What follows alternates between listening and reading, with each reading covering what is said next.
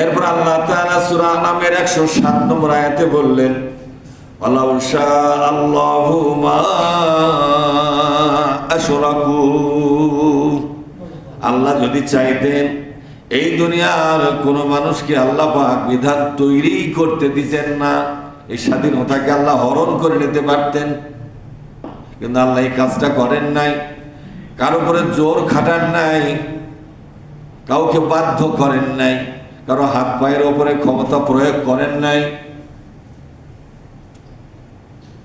তাদেরকে স্বাধীনতা দেওয়া হয়েছে, ইচ্ছা করলে আল্লাহর এই বিধান মেনে চলবে, ইচ্ছা করলে আল্লাহর এই বিধানকে অমান্য করতে পারবে। এই স্বাধীনতাটুকু আল্লাহ পাক দেওয়ার কারণেই তাদের বিচার হবে। হবে কিনা জোরে কর। স্বাধীনতা পাওয়ার পরে তোমার তো ইচ্ছা শক্তি এই পথে যাওয়া উচিত হয়নি। আল্লাহ যখন নিষেধ করেছে যে মানুষের বিধান তৈরি করা যাবে না, আর আমরা এই কাজটাই করলাম, আর আমাদের পরিচয় হয়ে গেল মুশরিক। কি পরিচয় হয়ে গেল?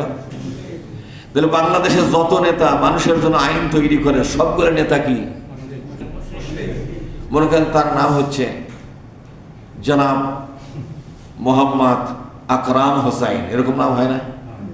এই নামটা যদিও সুন্দর, কিন্তু এই যদি মানুষের নামে বিধান তৈরি করে, অথচ মানুষের জন্য বিধান তৈরি করা আছে না? ভবিষ্যতে হবে। আছে, কোথায় আছে? কোরআনে আছে। তারপর তুমি কি জানি বানালে, বেশি মাতব্বর হস। এই আকরাম হোসাইন সকলের চোখে কি মুসলমান না? কথা কয় না, মুসলমান না? হজও করেছে, নামাজও পড়ে, তাও সামনের কাতারে, দাড়িও আছে, টুপিও আছে, জুব্বাও গায়ে দেয়, পাঞ্জাবিও গায়ে দেয়, দেখা সাক্ষাতে সালাম কালাম সব ঠিক আছে। কিন্তু বিধান তৈরি করার কারণে, আইন ও বিধান তৈরি করার কারণে আকরাম হোসেন কি মুসলিম আছে না গেছে? যেরকম মুসলিম আছে না গেছে? এ তো মুসলিম আর নাই, এই মুসলমানের তো শেষ হয়ে গেছে। আল্লাহ পাক বলছেন এই লোকটার নাম আমি আল্লাহর কাছে মুশরিক হিসাবে গণ্য হয়ে গেল। আর এরকম নেতার পেছনে থাকা যাবে না, এই নেতাদেরকে চিরকালের জন্য বর্জন করো। ওয়ারিদ আনিল, বলেন ওয়ারিদ আনিল মুশরিকিন। আল্লাহ পাক বলছেন এরকম মুশরিকদের সাথে তোমার কোনো সম্পর্ক রাখা যাবে না, এদেরকে নেতা বলে মানা যাবে না, এদের পেছনে থাকা যাবে না, ওখান থেকে সরে আসো। কিন্তু আল্লাহ তাদের অধিকারকে স্বাধীনতার উপরে ছেড়ে দিয়েছেন। লাও, ইচ্ছা করলে আল্লাহর এই কথা মানো, ইচ্ছা না করলে না মানো। এটা তোমার বিষয়, এটা তোমার বিষয়। এখানে আল্লাহ তাআলা প্রত্যেকটা মানুষকে ব্যক্তিগত স্বাধীনতা দান করেছেন। সুবহানাল্লাহ। ওয়ামা জাআলনাকা আলাইহিম হাফিযা।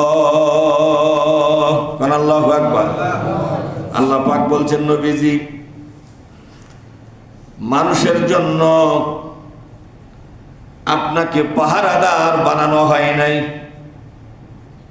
পাহারাদার মানে হলো আপনি প্রত্যেকটা মানুষকে ধরে বাগড়ে ধরে রাখবেন, কাউকে কোনো শিরক করতে দিবেন না, হাত পা বেঁধে ফেলবেন, এরকম কোনো ওসিগিরি করার জন্য, দারোগাগিরি করার জন্য আপনাকে দায়িত্ব দেওয়া হয় নাই।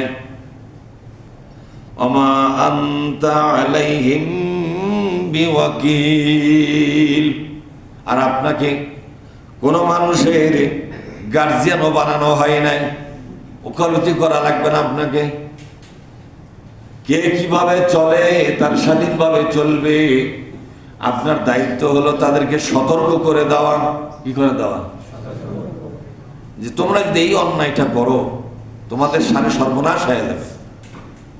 শিরকের ব্যাপারে সতর্ক করে দেন, সাবধান করে দেন, জাহান্নামে যাওয়ার অপরাধগুলো ছেড়ে দেওয়ার কথা বুঝাইয়া দেন।